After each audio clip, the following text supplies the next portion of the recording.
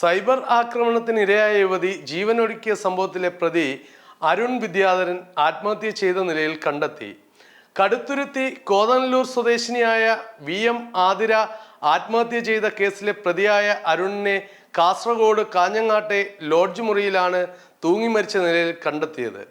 Mask വെച്ചാണ് Arun എത്തിയിരുന്നത്. Pineapple ലോറിയുടെ ഡ്രൈവറാണെന്നാണ് പരിചയപ്പെടുത്തിയത്. ഒപ്പം മറ്റാരും ഉണ്ടായിരുന്നില്ല. മുഴുവൻ സമയവും റൂമിൽ തനിച്ചായിരുന്നു. മുറിയിൽ നിന്നും പുറത്തിറങ്ങുന്ന പതിവും അരുണിനുണ്ടായിരുന്നില്ല. വന്ന ദിവസം കയ്യിൽ മദ്യക്കുപ്പിയുണ്ടായിരുന്നു. മദ്യപാനവും ഫോണിൽ സ്ഥിരമായി സംസാരിക്കുന്നതും കണ്ടിരുന്നതായും ജീവനക്കാരൻ വിശദീകരിച്ചു. മരിച്ച ശേഷമാണ് പ്രമാദമായ കേസിലെ പ്രതിയാണെന്ന് പോലീസ് അറിയിച്ചത്.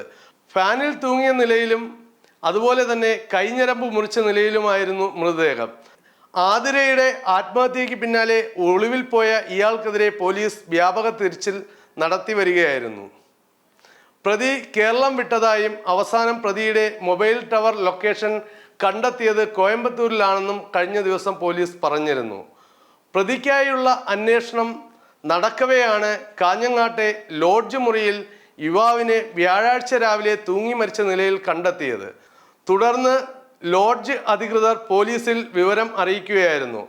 അന്വേഷണത്തിൽ യുവാവിനെ കുറിച്ച് സംശയമുണ്ടായിരുന്നതോടെ കാഞ്ഞങ്ങാട് പോലീസ് കോട്ടയം പോലീസിനെ ബന്ധപ്പെട്ടു. തുടർന്ന് കോട്ടയം പോലീസാണ് മരിച്ച അരുൺ വിദ്യാധരനാണെന്ന് സ്ഥിരീകരിച്ചത്. അതേസമയം ലോഡ്ജിൽ മുറിയെടുക്കാനായി ഇയാൾ മലപ്പുറം പെരിന്തൽമണ്ണയിലെ ഒരു വിലാസമാണ് നൽകിയതെന്നും സൂചനകളുണ്ട്. തിങ്കളാഴ്ച രാവിലെയാണ് കടുത്തുരുത്തി കോതനല്ലൂർ സ്വദേശി ആതിരയെ വീട്ടിൽ കിടപ്പുമുറിയിൽ തൂങ്ങി മരിച്ച നിലയിൽ കണ്ടെത്തിയത്.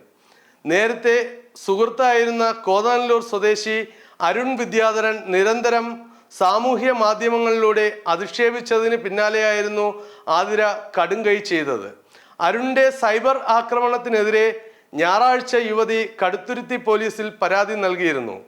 എന്നാൽ പോലീസിൽ പരാതി നൽകിയ ശേഷവും ഇയാൾ സൈബർ ആക്രമണം തുടർന്നതായും യുവതിയുടെ ചിത്രങ്ങളടക്കം പ്രചരിപ്പിച്ചതായും ബന്ധുക്കൾ പറയുന്നു.